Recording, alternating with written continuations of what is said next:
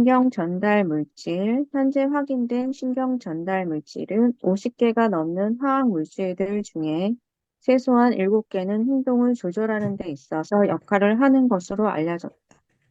특정 행동들의 적절한 수행은 그들의 정상적인 작용에 의지하고 있는 것으로 드러난다.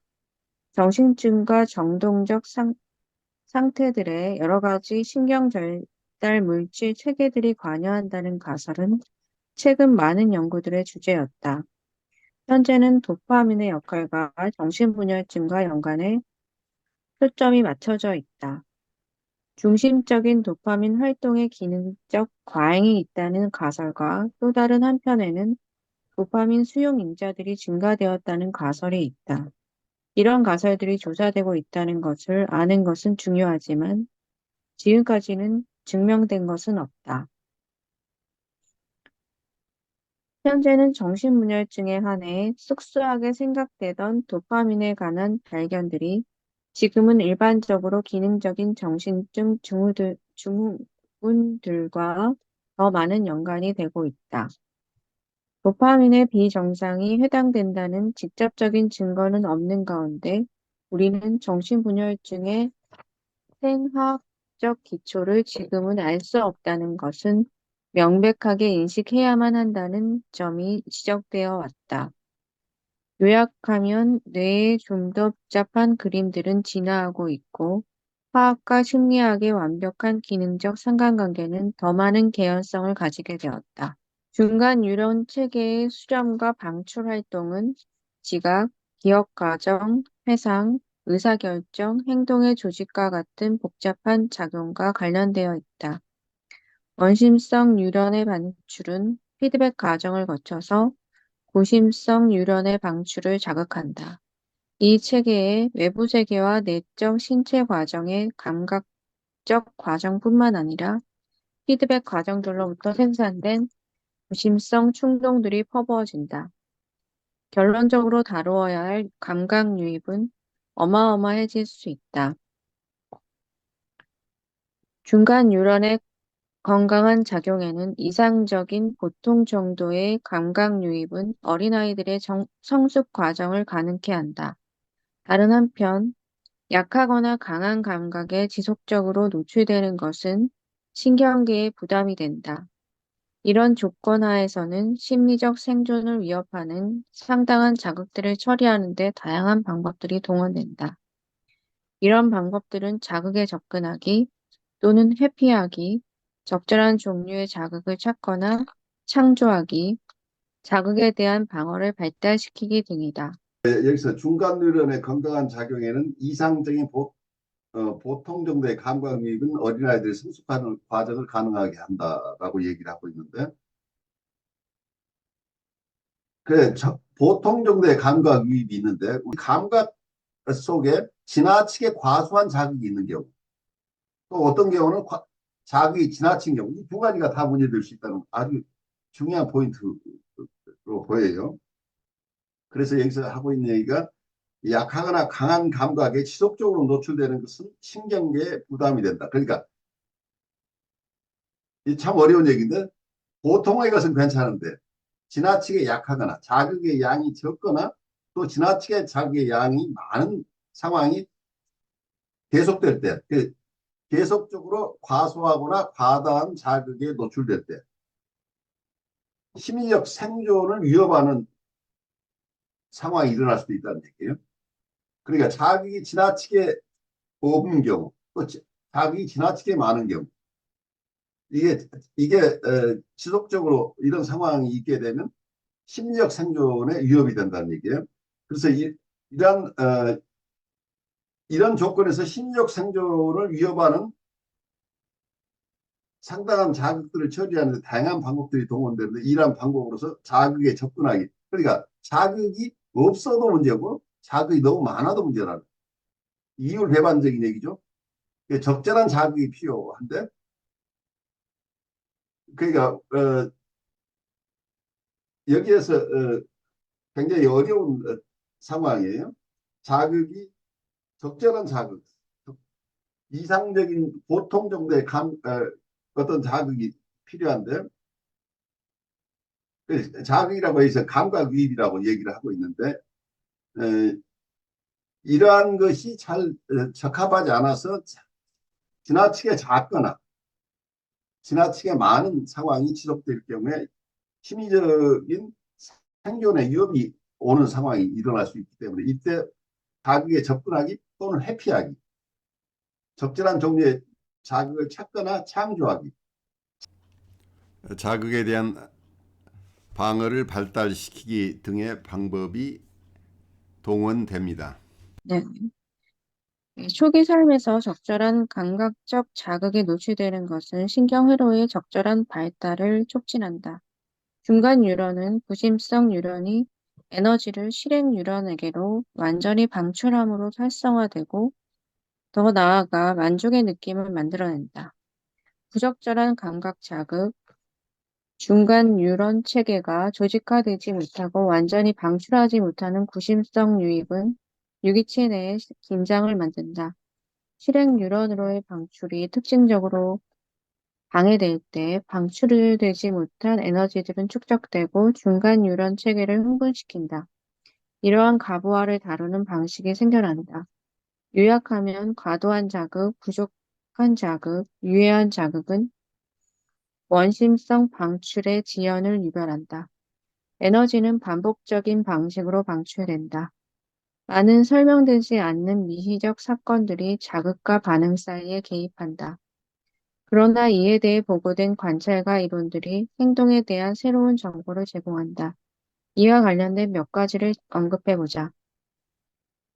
1. 감각의 유입은 현 방출량을 넘어 천문학적인 정도가 될 수도 있다. 운동 방출은 분명히 유기체의 즉각적인 심리적 상태와 이미 형성된 방식의 형태뿐만 아니라 알려지지 않은 많은 요소들의 영향을 받는다. 몇몇의 충동들은 폐쇄회로 또는 뉴런들의 집합들 안에서 갇히면서 세종 운동신경 경로를 통한 외부를 향한 흐름은 경감된다. 이러한 방식으로 생산된 과도한 반향이나 동기활동은 꿈의 무의식적 과정, 해결되지 않는 갈등, 불안 등을 설명하는 데 활용될 수 있다. 이 유기체의 행동은 저부와 유입과 가부와 유입에 의해 악 영향을 받을 수 있다. 둘 다 외인성인 이것들은 심리학 용어로 감각 바탈과 과도한 자극이다. 극단적인 자극의 양으로 인해 발생하는 부정적인 감각들은 공격적인 충동을 생성한다. 이제 중간 뉴런은 뇌인선 자극에서 야기된 이러한 충동의 방출을 지연시키기 위해 활성화될 수 있다. 3. 건강한 평형 상태의 유지는 중간 뉴런 체계의 부분적인 활성화만을 수반한다. 비활성화된 뉴런이 풍부하면 스트레스 상황에 대응하기가 수월하다. 결과적으로 최적의 뉴런 작용은 충분한 뉴런 저장고, 투입되지 않았거나 묶여있지 않는 심리적 에너지와의 신경 생리학적인 상관관계와 관련이 있다. 뉴런 저장고의 부족은 정신증의 요소가 된다고 믿어진다.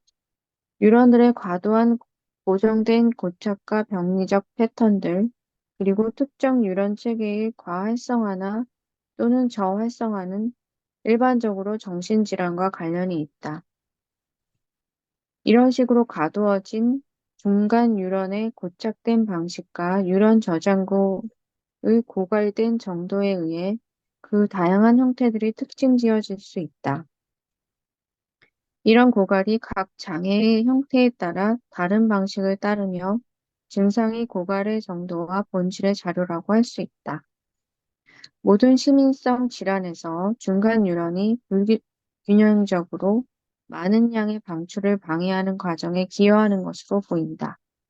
일부 환자에서 나타나는 운동 방출의 방식이 너무나도 미발달되거나 산발적으로 작동한다는 점에서 봤을 때 신경계의 기능에서 압도적인 감각 유입의 방출을 저해하거나 막고 있는 것이 부차적이지 않고 1차적이라는 인상을 준다. 이런 행동 양식의 거의 자동적인 반복은 유독하거나 고통스러운 자극을 극복하기 위해 수년간 박탈한 조절 기제의 작동을 보여준다. 이러한 기제의 작동 실패는 정신증적 상태로 이어질 수 있다. 여기서 이 도표 왼쪽에 있는 거 보시면 어, 스파르타니스가 본인이 설명한 것을 조금 도표로서 설명하려고 애를 쓰고 있죠. 여러분이 같이 따라오고 계시죠. 그냥 이 내용을 이 도표에서는 초기 삶에서 부적절한 감각 자극으로 인한 신경역동이라는 표로 나와 있어요. 왼편에 보시면 유아기의 뇌의 신경 패턴이라고 그래서 이게 노출이 있을 때 오른쪽 보시면 과도한 감각 입력 유입, 부족하거나 유의하거나 극도로 집중된 어떤 자극에 노출됐을 때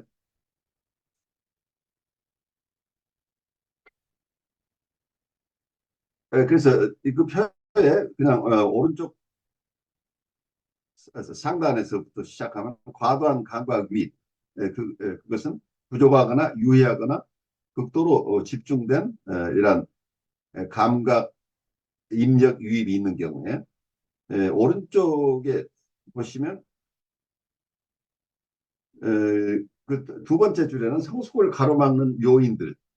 첫째, A는 공격적이고 B는 리비도적이다.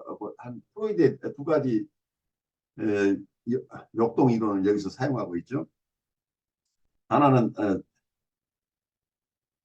리비도 에너지고 또 하나는 어그레시브 에너지라고 봤을 때 다른 쪽에서 우리가 뭐 삶의 본능과 공격적 본능 혹은 죽음 본능이라고 얘기하는 거죠. 그러니까 성적 본능과 공격적인 본능 혹은 삶의 본능, 죽음의 본능 뭐 여러 가지로 불리는데 이러한 요소들을 가지고 설명을 하고 있어요. 우선 왼쪽에 보시면 외인성 흥분이 있을 때 자극이 밖으로부터 왔을 때 그 아래로 보시면 이전 방출 패턴의 활성화, 과도한 상황에서 보상적인 중간 뉴런의 패턴화가 일어나고 이게 첫 번째 형태인데 그 두 번째로는 대리만족의 반복적 패턴들의 리비도 에너지의 투자가 일어난다는 얘기예요. 그래서 결과적으로는 효과적인 운동 방출을 지연시키는 반복적 패턴에 중간 누련이 묶인다. 중간 누련의 저장 부족이다. 이런 얘기를 하고 있고 그 마지막에는 행동 충동의 적절한 방출을 막는 반복적 중간 누련의 패턴화, 고도의 불안 상태와 정신증 이렇게 설명을 하고 있어요. 이건 외인성 흥분을 얘기를 하고 있죠. 그 다음에 오른쪽에 보면 내인성 흥분이 있을 때 내인성의 외인성 흥분은 밖에서 오는 자극들이고 내인성 흥분은 우리 유기체 안에서 일어나는 흥분이겠죠. 그래서 내인성 흥분이 있을 때 행동 충동의 각성이 일어나면서 어, 대상에 대해 공격성의 방출을 억제하기 위해 반복적 패턴으로 억누르기가 일어난다고 보고 있어요. 그리고 공격성을 억압하는 거죠. 그래서 이 두 가지 형태가 공격성의 형태 쪽에서 볼 것인가, 리비도 쪽에서 볼 것인가, 이 두 가지가 다 결과는 같은 지점에 온다는 얘기예요. 효과적인 효과적인 운동 방출을 지연시키는 반복적 패턴에 중간 뉴런이 묶여버린다는 얘기예요. 그 중간 뉴런이 이러한 방어작용에 묶여버린다는 얘기죠. 중간 뉴런의 저장 부족이 일어나면서 궁극적으로는 행동 충동의 적절한 방출을 막는 반복적 중간 뉴런의 패턴화, 고도의 불안 상태와 정신증을 가져온다. 이렇게 얘기를 하고 있어요. 그래서 중간 뉴런이라는 요소를 굉장히 중요하게 생각하고 있는데 아까 원, 원문에서 무슨 얘기를 하고 있냐면 110, 세 번째 부분에 113쪽에 보시면 건강한 평형 상태의 유지는 중간 뉴런 체계의 부분적인 활성화만을 수반한다. 비활성화된 뉴런이 풍부하면 스트레스 상황에 대응하기가 수월하다. 결과적으로 최적의 뉴런 작용은 충분한 뉴런 저장고, 투입되지 않았거나 묶여있지 않은 에너지와의 심리적 에너지와의 신경 생리학적인 상관관계와 관련이 있다. 이렇게 설명하면서 뉴런 저장고의 부족은 정신증의 요소가 된다고 믿어진다. 뉴런들의 과도한 고정된 고착과 병리적 패턴들 그리고 특정 뉴런 체계의 과활성화나 저활성화는 일반적으로 정신질환과 관련이 있다. 이런 식으로 가두어진 중간 뉴런의 방식, 고착된 방식과 뉴런 저장고에 고갈된 정도에 의해 그 다양한 형태들이 특징 지어질 수 있다. 이런 고갈이 각 장애의 형태에 따라 다른 방식을 따르며 증상이 고갈의 정도와 본질의 지표라고 할 수도 있다. 그래서 여기서는 생물학적으로 볼 때는 중간 뉴런이 충분하게 확보돼 있어야 하고 중간 뉴런 저장고에 자유스러운 중간 뉴런들이 많이 있어야 되는데 이 중간 뉴런들이 아까처럼 어느 어느 활동에 완전히 묶여 있는 중간 뉴런들이 많이 생겨나면 자유스럽게 활동할 수 있는 뉴런 수가 줄어든다는 얘기죠. 그 뉴런 저장고가 텅 비어버리고 이 중간 뉴런들이 자유스럽지 않고 여기저기에 묶여 있는 상황이 지속된다. 이 패턴 속에서.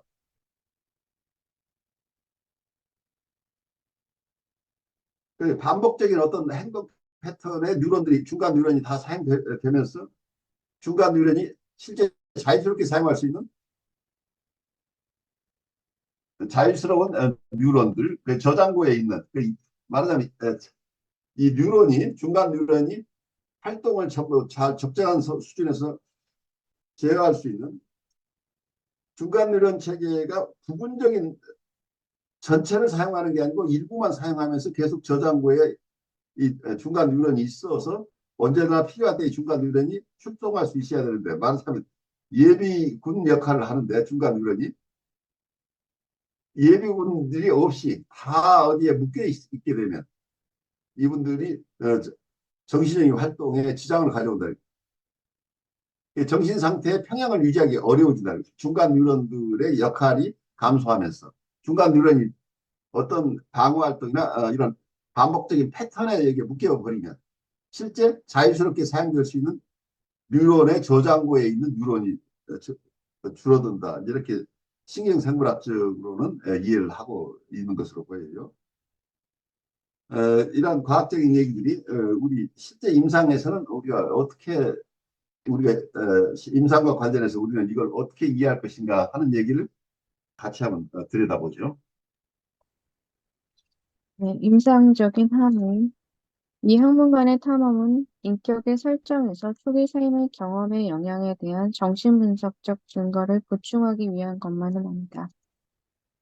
신경계의 연구를 통해 축적된 지식은 또한 분석가의 임상적 경험의 많은 부분들, 특히 행동 양식에서의 장기적 변화를 돕기 위해 수반되는 시간과 노력을 구체적으로 설명한다.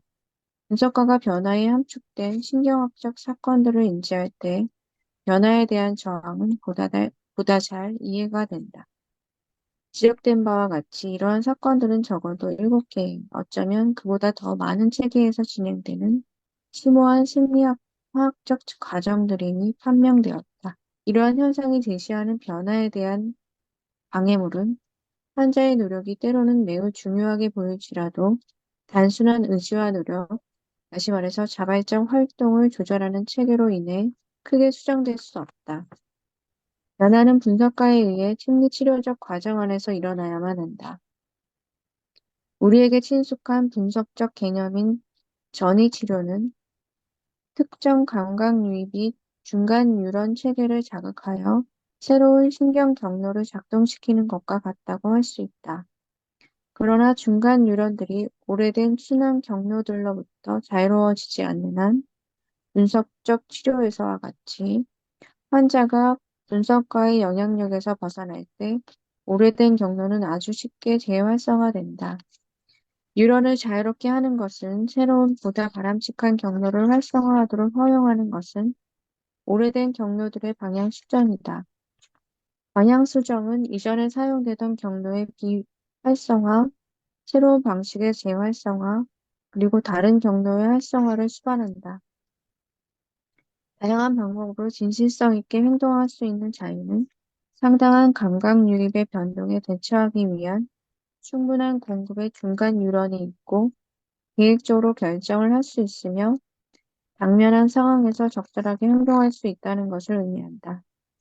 신경 역동적 측면에서 분석적 과제는 우회로에서 더 효율적인 중간 유런 경로들로 이동하는 것, 인격 성장에 요구되는 중간 유런을 고갈시키는 경로들을 없애는 것, 또는 중간 유런 비축량을 증가시키는 것으로 개념화할 수 있다. 분명히 분석가들은 통합하고 조절하는 기구들의 기능을 향상시키는데 1차적으로 관심을 가진다. 하지만 신경계의 구조로 인해서 단지 간접적으로만 그들의 영향력을 작용할 수 있다는 것은 마찬가지로 명백하다. 중간 유런은 직접적인 환경적 영향으로 접근 가능하지 않다. 그것들은 오직 다른 두 유런 집단을 통해서만 접근할 수 있다.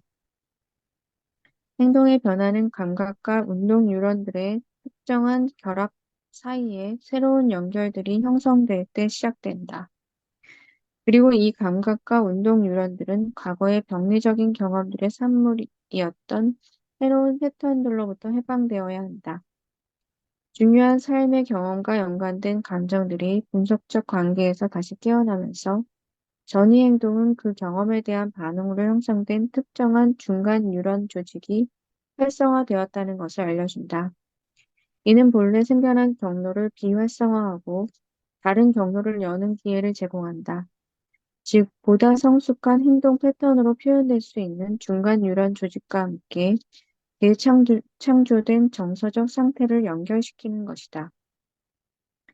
이 목표를 염두에 두면서 적절한 조합의 원심성 충동들이 작동하며 바람직한 조합의 구심성 충동들로 안전하게 방출될 수 있도록 분석가는 환자의 자극을 수용해 돕는 방식으로 치료에 임한다. 흥분성과 억제성 기제를 각성하기 위해 사용되는 유일한 도구는 언어적 그리고 비언어적인 의사소통뿐이다. 분석가와 환자는 서로 다른 방식으로 이 도구를 사용한다. 환자가 언어를 통해 충동들을 방출할 수 있도록 격려하는 상황을 구조화한다. 의도하지 않고 말하기는 강렬한 감정들을 방출하는 경로를 열기 때문에 가장 효과적이다. 더욱이 자발적으로 언어할 때 환자는 그 순간의 지배적인 신경 충동들의 특정한 조직을 드러낸다. 이 새로운 정보를 용이하게 얻고 환자의 유런 조직을 수정하기 위해 분석가는 치료적인 의도를 가지고 말한다. 그리고 그는 그러한 목적을 위해 필요한 것 이상으로 의사소통하지 않는다.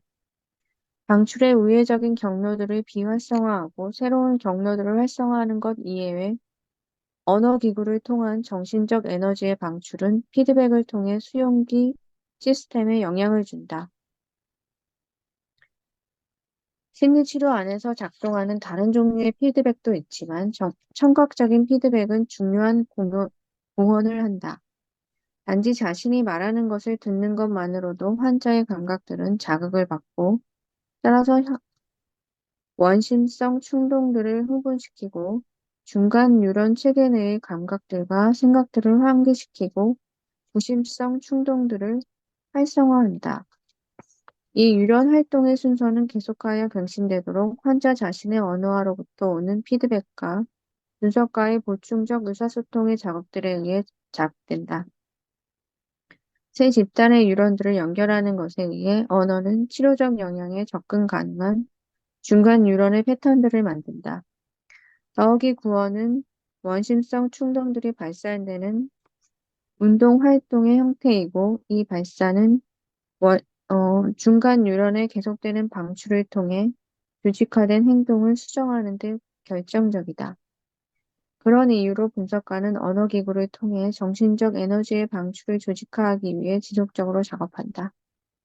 최근에 분명해진 것은 이 방출이 신경체계에서 일어나는 특정 생리화학적 과정들과 연관이 있다는 것이다. 구체적인 뇌의 경로들이 발견되었고 연구되었다. 이 경로들에 대해 우리는 더 알게 될수록 정신장애들을 해결하기 위한 생물학적이고 심리학적인 방법들을 조합하여 활용할 수 있는 더 큰 가능성이 생긴다. 심리적 기능의 연구들은 특히 뇌의 두 방구와 그들을 함께 결합시키는 밀집된 섬유질 뭉치인 뇌량이 수행하는 기능들에 대한 지식을 증가시켜 왔다. 자네가 우뇌보다 더 지능과 연관된다는 것이 최근에 분명해졌다. 왼쪽이 지배적인 반구라는 대개의 개인들에게서 사실은 지적인 실행을 용이하게 한다. 이성에 의해 행동이 조절된다는 개념은 자네가 그 지배력을 유지한다는 것을 의미할 것이다. 운해는 정서적 경험과 직관적인 과정들과 더 연관되는 것처럼 보인다. 정신분열증 환자들에게서 자뇌의 기능 장애에 대한 연구가 보고되었고, 인지적 문제나 사고의 장애와 같은 증상들과 연결될 수 있다. 그러나 다른 정신분열증 증후군들이 존재한다. 이 환자들의 일부는 주로 정동적인 증상들을 드러낸다. 다른 환자들에게는 통합에서의 결함들이 가장 두드러진다. 지적인 과정들에서 결손의 초점을 잔해에서 찾게 되는 반면 정서적 결손의 초점들을 운해에서 찾을 수 있을 것이다. 통합에서 결손의 초점은 양쪽 뇌 모두와 뇌량에서도 찾을 수 있을 것이다.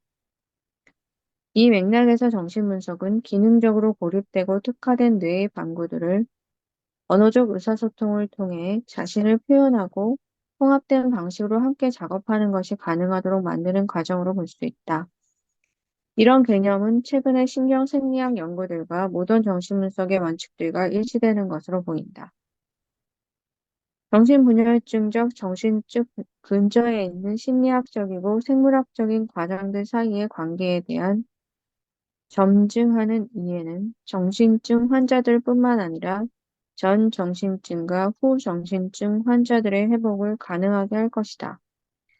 그들은 개인이나 집단 심리치료를 적절히 조합하고 필요시에는 보조적인 화학요법을 통해 정서적인 성숙에 도달할 것이다.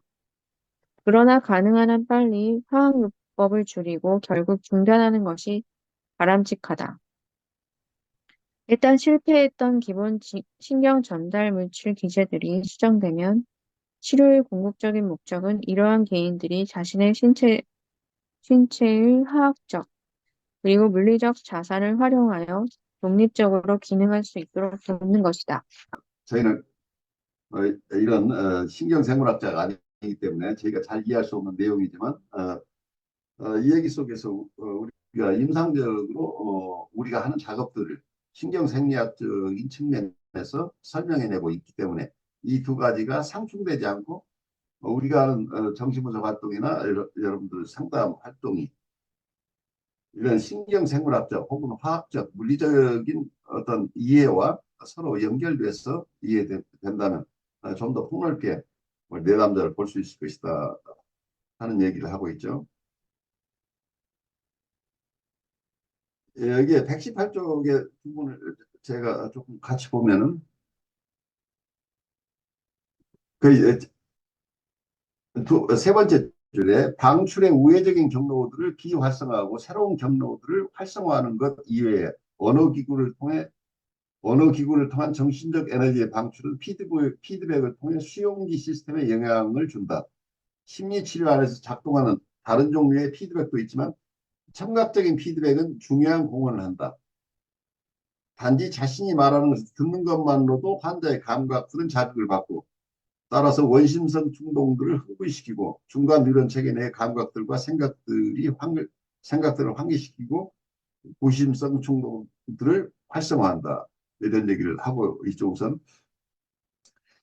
그래서 우리가 언어로 얘기하는 것 자체가 자기가 하는 말 자체가 자기가 들음으로써 이게 새로운 자극이 되죠. 그래서 말하는 것과 듣는 것이 함께 이렇게 연동이 되면서 어, 어떤 면에서는 이 중간 뉴런 체계 내에 여러 가지 변화를 야기시킬 수 있다고 하는 거죠. 그 톡 테라피라는 게 언어를 통한 치료가 왜 중요한가 하는 얘기를 설명하는데 기본적인 어떤 통찰인 것으로 보이죠. 지금 얘기한 대로 환자가 이 얘기를 할 뿐만 아니라 또 상담자가 얘기를 하죠.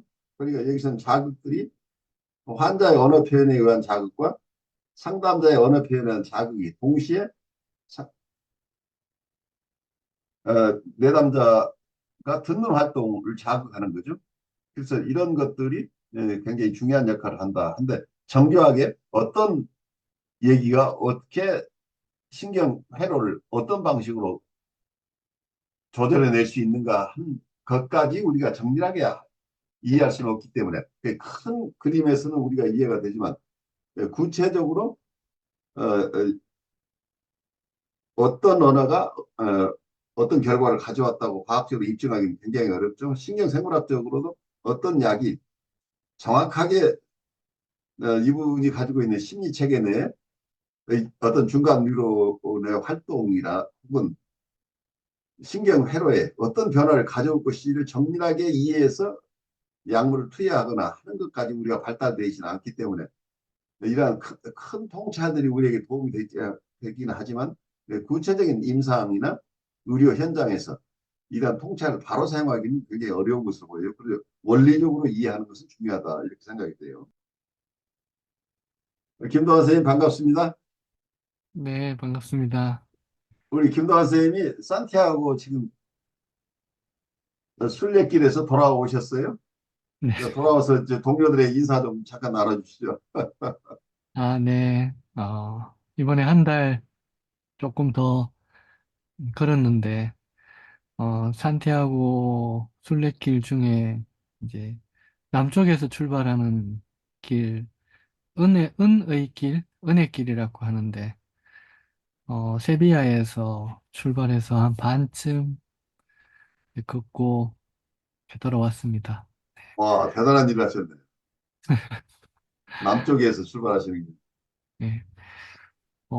제가 이제 좋아해서 그 순례길을 좋아해서 유명한 프랑스 길하고 그다음에 북쪽 길, 뭐 프리미티브 길 이렇게 다녀봤는데 이번에 남쪽 지방에서 가는 길도 굉장히 또 다른 또그 스페인의 모습이고 자연의 느낌이라서 굉장히 좋았고 대체적으로 길이 되게 평온하다 그럴까? 어, 오르막내림이 좀 적은 길이라서 연세가 좀 있으신 분들이 꽤 많이 이제 걸으시더라고요. 그래서 이제 이런저런 좋은 경험들 하고 푹 쉬고, 네. 교수님 수업에 참여를 못해서 아쉽지만 그래도 네, 잘 다녀왔습니다. 아, 반갑습니다. 우리 지금 우리 ICC 공부하는 분 중에 산티아고 순례길 다녀오시는 분 여러분 있어요. 우리 음. 김동환 선생님도 계시고 우리 이 아틀란타의 조이 님도 다녀오셨고 그리고 뉴저지의 유상현 님도 다녀오셨어요.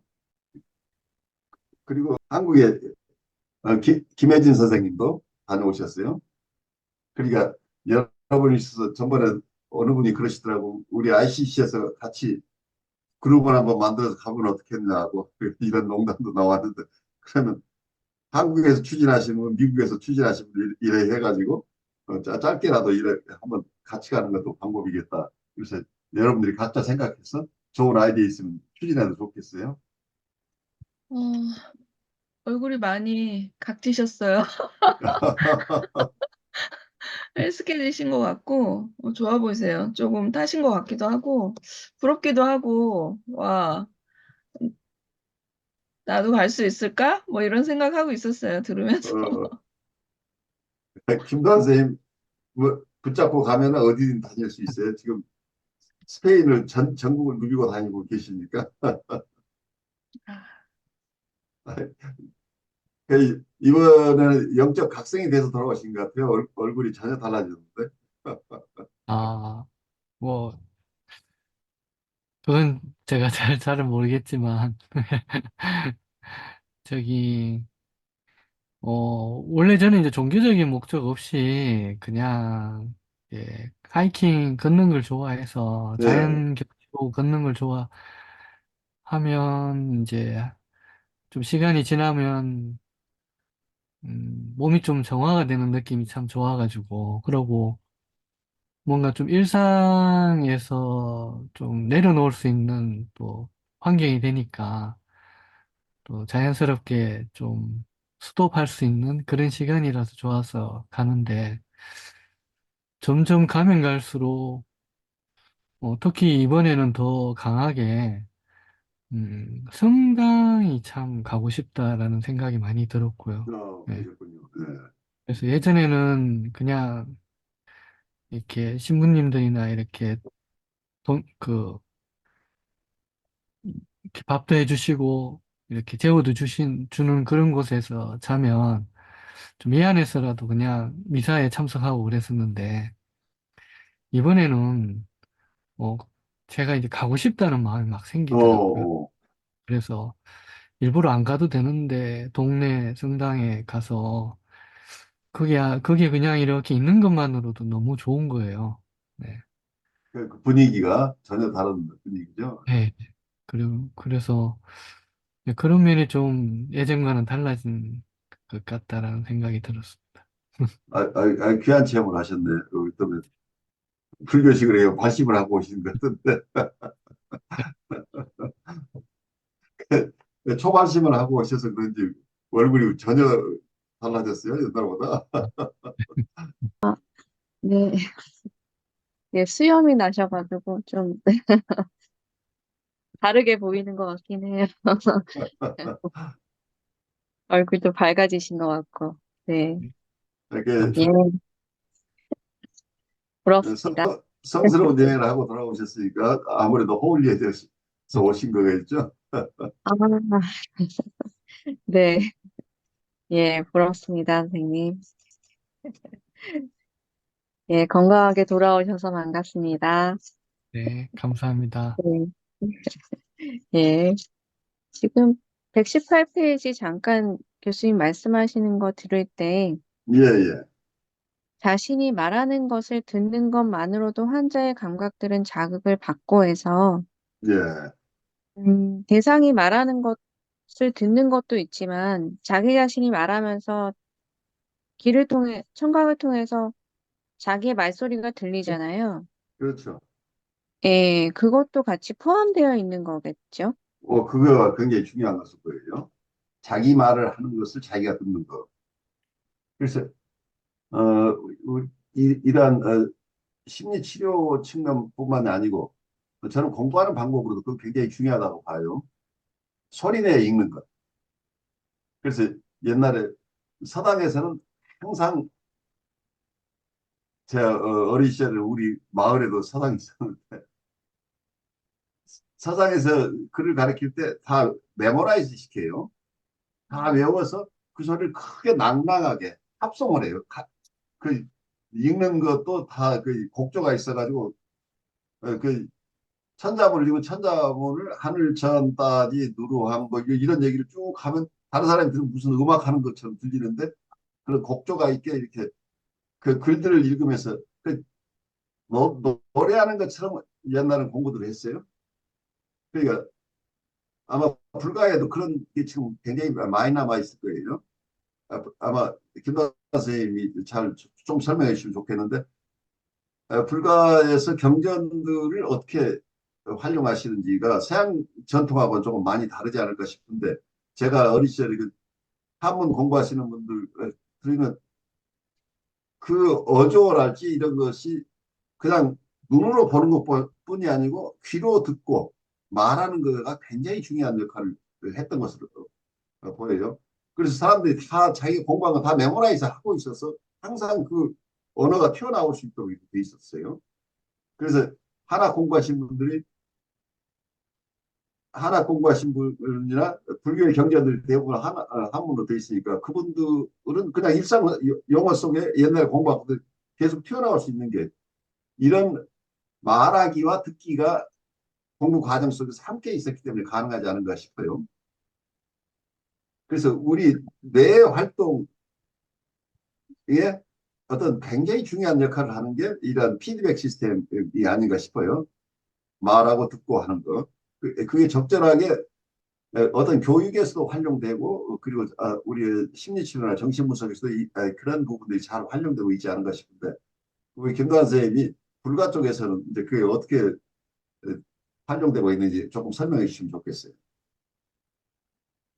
예, 제가 그, 깊이는 알지 못하지만, 그냥 제 개인적인 생각으로는, 어, 수행의 전통으로 연불이란 걸 하잖아요. 예, 예.